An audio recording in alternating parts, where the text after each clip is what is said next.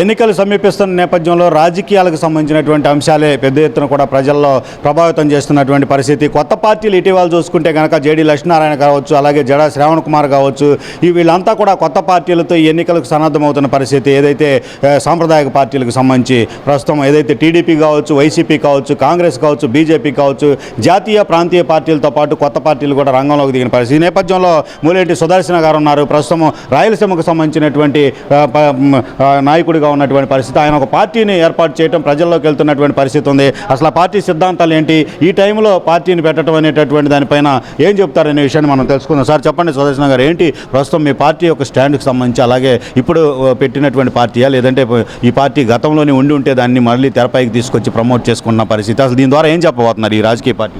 ఈ పార్టీ ఇది కొత్త పార్టీ. ఈ కొత్త పార్టీ 2019లో రిజిస్ట్రేషన్ జరిగింది. ఇది national registration election commission of India లెవెల్లో రిజిస్ట్రేషన్ అయింది. కానీ ఈ కరోనా కారణాల వలన, స్టార్టింగ్ ట్రబుల్ వలన ఇది అండర్ గ్రౌండ్లో వర్క్, సోషల్ సర్వీస్ చేస్తూ ఉన్నాము. కానీ ఇప్పుడు అతి లేటుగా అయినా కూడా లేటెస్ట్గా ఇప్పుడు మనము ప్రజా కోర్టులోకి రావడం జరిగింది. కాబట్టి ప్రజాధికార పార్టీ వ్యవస్థాపకులు, ఫౌండర్ అండ్ ప్రెసిడెంట్ నేను మూలింటి సుదర్శనం, ప్లస్ ఇది మా కుటుంబం కూడా ఒక సంఘ సంస్కర్తల కుటుంబమే. కాబట్టి ఈ ప్రజాధికార పార్టీ ముఖ్య ఉద్దేశం ఏమంటే ప్రజాస్వామ్యాన్ని రాజ్యాంగబద్ధంగా ఈ గత పాలకులు అయితేనేమి, గత పార్టీలు స్వాతంత్రం వచ్చినప్పటి నుంచి ఇప్పటి వరకు పార్టీలు అయితేనేమి వైఫల్యం చెందినాయి, అభివృద్ధి చెందలేదు. ఈ రాష్ట్రం, ఈ దేశం అభివృద్ధి అనేది నత్తనడకలా సాగుతూ ఉంది. వీళ్ళ ఆలోచనలు సరిపోవు. అందుకనే కొత్త రాజకీయ వేదిక మన ద్వారా అయితేనేమి ఈ రాష్ట్రానికి, ఈ దేశానికి ఒక ప్రబలమైన శక్తిగా ఎదిగి అభివృద్ధిని అయితేనేమి, సంక్షేమం అయితేనేమి, సమాజం పురోగవృద్ధిని అయితేనేమి సత్వరంగా ముందుకు తీసుకోపోవచ్చు అనే ఉద్దేశంతో ఈ ప్రజాధికార పార్టీని నిర్మించడం జరిగింది. గత పాలకుల పార్టీల వైఫల్యాల ఫలితమే ప్రజాధికార పార్టీ. కాబట్టి ఇక్కడ ఆ పార్టీలలో ప్రజాస్వామ్యం లేదు, ప్రజలు లేరు, ఓన్లీ నాయకులు. ఉన్న అధికారం అంతా నాయకుల చేతుల్లోనే ఉండేది. కానీ ప్రజాధికార పార్టీ అంటే ప్రజల కోసం పుట్టిన party, power to the party, ప్రజలకు అధికారం కావాలని కొట్లాడే పార్టీ.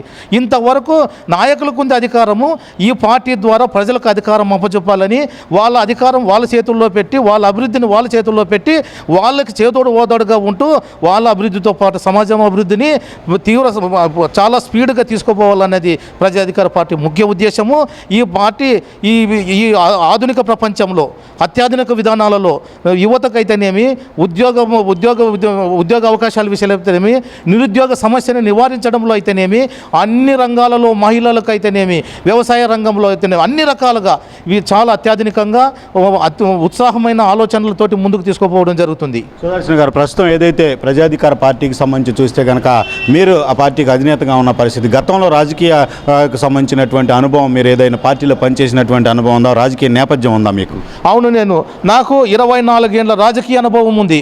ఎందుకంటే 2000 సంవత్సరంలో నుంచి నేను రాజకీయాల్లో ఉన్నాను, ప్రత్యక్ష రాజకీయాల్లో.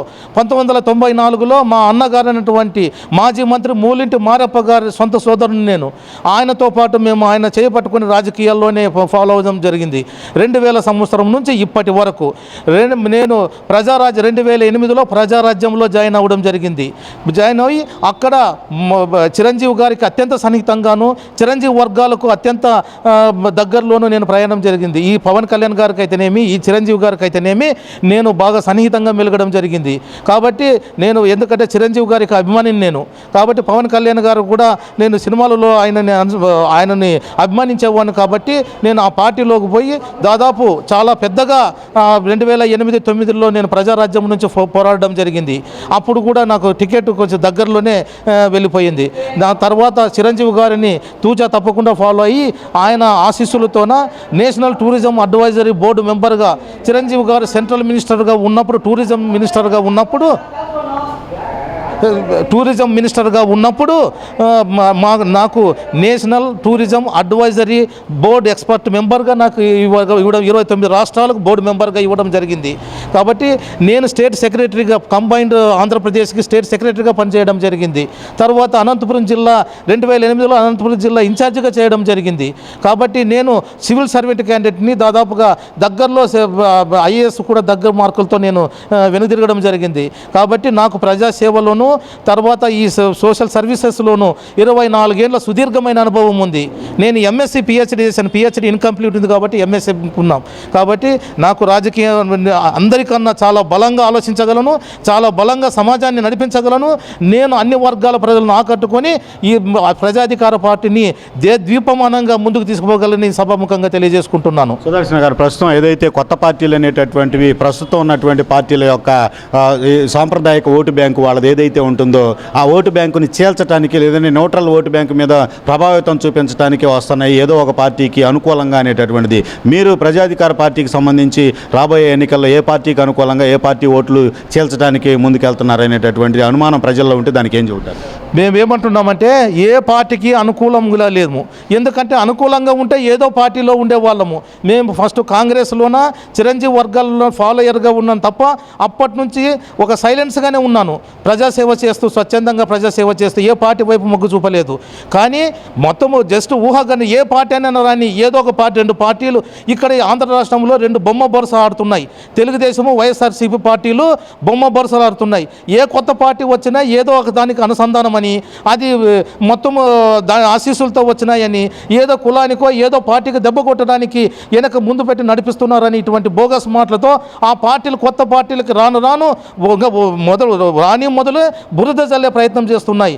మేము రేపు ఏది బొమ్మ బొరుసు ఆట కాదు, ఇది 3 సింహాల ఆట చూపించడానికి వస్తున్నాం. ఈ ఎలక్షన్స్లోన ఒక పోటీ చేస్తాం. ఎందుకంటే ఇప్పుడు ఒక నామినల్గా చేసినప్పటికీ ఎలక్షన్ అయిపోయిన మరుసటి రోజు నుంచే ఈ రాష్ట్రంలో దేశం లెవెల్లో అతి ప్రబలంగా ఈ నాయకత్వాన్ని చూపిస్తామని, ఈ సమాజాన్ని ప్రభావితం చేస్తామని, మొత్తం బూర్జువా రాజకీయాల నాయకత్వాలను మొత్తం అంతం చేయడానికి ఒక ప్రజాస్వామ్య విధానంలో ముందుకు పోవడానికి నేను ఈ ప్రజాధికార పార్టీ నుంచి నడుము బిగించడం జరిగింది. అంటే సార్ మీరు చెప్పినట్టు ఏదైతే ఎన్నికల సమయంలో కొత్త పార్టీలు కావచ్చు ఏదైనప్పటికీ కూడా తెరపైకి వచ్చేటటువంటి పరిస్థితి ఉంటుంది. రాజకీయ నాయకులు కావచ్చు పార్టీలు కావచ్చు ఎన్నికలు అయిపోగానే మరలా స్తబ్దుగా మారిపోయేటటువంటి పరిస్థితి. మీరు ఎన్నికలు అనేటటువంటిదే ప్రధాన లక్ష్యం కాకుండా ఏ ప్రభుత్వం అధికారంలోకి వచ్చినా మీ పార్టీ తరపున ప్రజాధికార పార్టీ తరపున ప్రజల పక్షాన నిలబడతాము అనేటటువంటి ఒక అని ఎలా చెప్పగలరు? మీరు అన్నమాట నిజమే. ఎందుకంటే అసలు ప్రతి నాయకుడు డబ్బుతో ముడిపెట్టడం వలన మెయింటెనెన్స్ లేక అపోహలకి జనాలను తిడుతూ ఈ జనాలకు చైతన్యం లేదు, వీరు అమ్ముడుపోతారని చెప్పి ఎంతసేపు నెగిటివ్ కోణంలో ప్రజల మీదే వాళ్ళు నెగిటివ్ కోణం చేస్తూ ఆర్థికమైన స్థితిగతులు టర్న్ ఓవర్ చేసుకోలేక పార్టీలను నడుపుకోలేక అందరూ కూడా ఎలక్షన్లు అప్పుడు మాత్రమే అట్లా పుట్టుకొడుకుల్లో పుట్టుకొస్తాయి కొత్త పార్టీలు.